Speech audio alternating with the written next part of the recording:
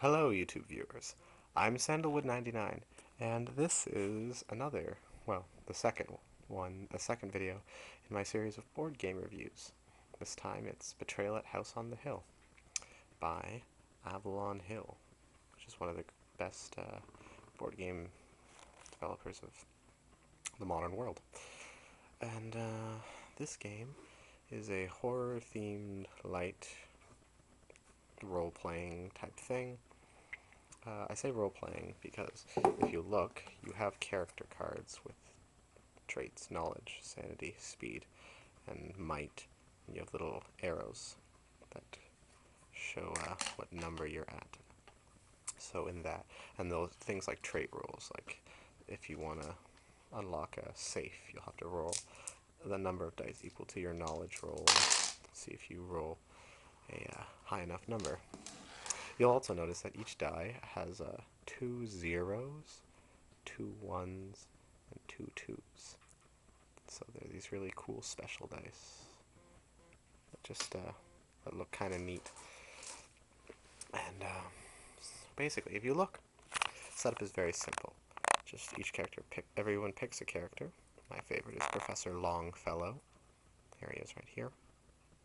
And you place him in the entrance hall. Every turn you can move a number of rooms equal to your current speed. Professor Longfellow starts with 4. And the beauty of this game is the board is built as you play.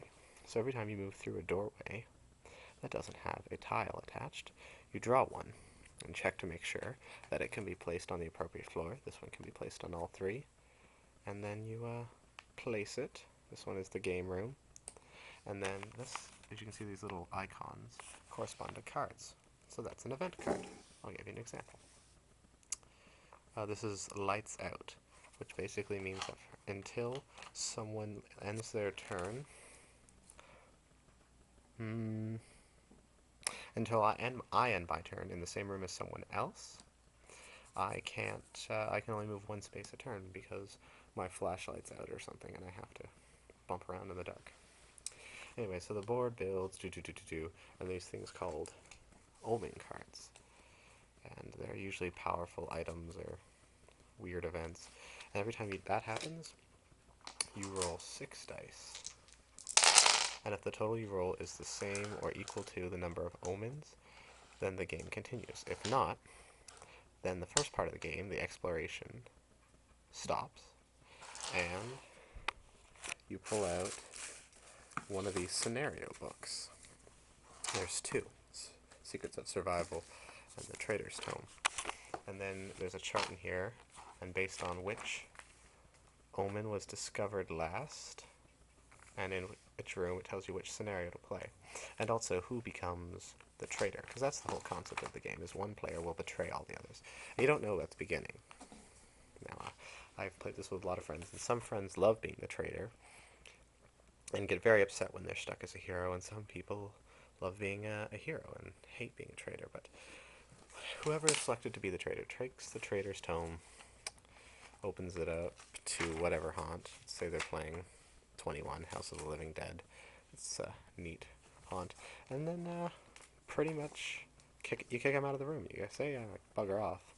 And he takes his scenario book and goes and studies it. And then you open yours and begin reading the scenario. And the scenarios have pretty much the same rules in both books, but you won't know what the other team will have to do to win. Although usually in most of the haunts, it goes down something like this: the hero or the survivor, the traitor, sorry, has an army of really tough monsters that you can't kill, and he has to try to kill all of you, and your goal is to collect some item or do some ritual that can make the monsters vulnerable, and then you kill all of them. And that's explains a lot of the haunts. There's some different ones. Obviously, there's ones where you have to try to rescue some guy who's buried underneath the house, or escape because the house is sinking into the abyss, or being flooded, or something like that. And some of them are very intense, but the major problem with this game is you can get really unlucky and spring a haunt early, and because of that, there's been times where the house has barely been built, and we've had to start the haunt, and one side or the other then becomes stacked just because of the layout of the house, or because certain items have been discovered by certain players. And so that's an inherent problem with the game. But before that, it's really fun. Like, the exploration is so much fun. The cards they look really neat. Like, they're dripping with theme, and every card, event, item, and omen has this little description at the beginning. You can't read it, but this is a spider the size of your fist lands on your shoulder and crawls into your hair. It doesn't just tell you what happens; it describes it to you, and sometimes kind of goofy, and even like the Secrets of Survival have a little narrative opening, and sort of the trader's tome describe what exactly has just happened before, and so it gives it this really powerful theme. There are 6 different characters.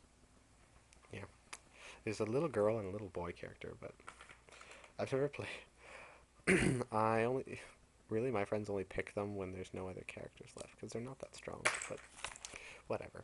Anyways, like I said, the game is it's dripping with theme, and the exploration phase is so much fun, and you can't die, so it's just explore and try to make your character as strong as possible.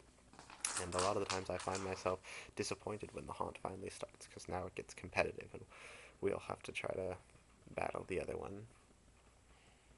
But the haunt itself, that's what the scenario is called, the haunt.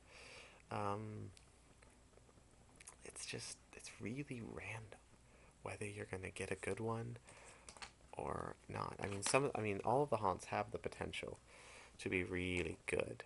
It's just, it depends so much on the how the game's gone so far. It's hard to ensure that the game is consistently even, but it really it's if you can find it somewhere, definitely pick it up because it's very like look the high miniatures are high quality and painted. The tiles are this solid cardboard, excellent artwork. The cards are not flimsy at all. None of them have bent or anything, and have this neat little look about them. Even there's initial trouble getting these little arrows on, as you can probably see. Like, things like that happened. Really, the only quality problem was my box began to tear, but I put a little piece of tape on it and saved it from the horrors of falling apart. Well, the other thing is, there's hundreds of tokens. Hundreds. Hundreds. Hundreds. I took the liberty of sorting them. These ones are big creatures. These ones are human creatures. These are items. These are otherworldly. These are plant-related. These are animal. These are undead. I mean, I sorted them. They have them color-coded in those categories, and so they pretty much are asking you to sort them, but they don't come with any sort of sorters. And originally I had these plastic Tupperware containers, but the box is naturally divided by these things, and so it then becomes impossible to use plastic Tupperware containers, so I had to use these little bags like this, but so that's something that could be a problem. It's not really a problem for me and my friends, but if you're a person who just wants to keep going on a roll and something like that, then that's might be a problem, because you have to stop in the middle and reset up the game pretty much, because you it's suddenly just a very different game, and you have to search through the tokens, especially if you haven't organized them like I have. What was I gonna say? The other thing is, it's not really a strategy game. It's a horror themed role playing game, and just a lot of it doesn't feel luck based, but when you think about it, a lot of the haunts are the monsters going to roll high enough to catch up to you, and are you going to roll high? Are they going to roll high enough to kill you, or are you going to be able to get to the room? and find the item and roll high enough to do the ritual to kill the monster. But just the theme kind of masks all the luck that's required, and in the end, it comes across as a really, really enjoyable game.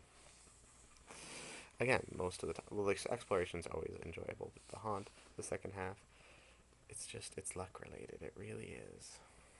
But if you love horror movies, um, this is this is great because it's that classic setup: creepy abandoned house, people going in and exploring, shit goes down, who's gonna make it out alive, and it's really fun. And you know what? I have not played it in a while. I just realized today I haven't had a good game of Betrayal at House on the Hill in quite some time. So now talking about it kind of makes me want to play it with some people. But I'm kind of busy with well, other than today when I was bored doing these videos. But anyways, so yeah, Betrayal, Avalon Hill's Betrayal at House on the Hill. It's dripping with theme. I can't say that enough. Everything is just theme, theme, theme, and it's kind of luck based. But what are you gonna do? Yeah, don't take yourself too seriously. That's the thing. You can't claim to be master of Betrayal at House on the Hill. Just enjoy yourself, really. And to be honest, if you are really into those role-playing games like Dungeons and Dragons or Warhammer or the Lord of the Rings one or the Star Wars one, then this game is gonna be like a mild chill out to you. It's kind of be like, oh, whatever. I understand how this works. It's gonna be a simple laugh fest. If you've never played a game like that before, I can still feel like this game will be very easy to ease yourself into because, like I said, there's only 4 traits, very easy to keep track of, and it's very self-explanatory what to do with them. Like it says, lose a knowledge. All you have to do is slide it down. There's no keeping track on a piece of paper. There's no buy-in weapons and leveling up at the city or anything weird like that. It's sort of like a segue between traditional board games and role-playing games. It is a role-playing game, but you don't have to keep track of your character. It's almost done for you. And it's worth it if you can buy it, find it. Again, this is one I had to find online. That's where you find all the good board games nowadays. You have to go online to find them because board games are a dying species. Anyways, this has been Sandalwood99, review of Avalon Hill's Betrayal at House on the Hill. This game, whew, what did I give the last one? 8? I can give this one an 8 too. It's really fun.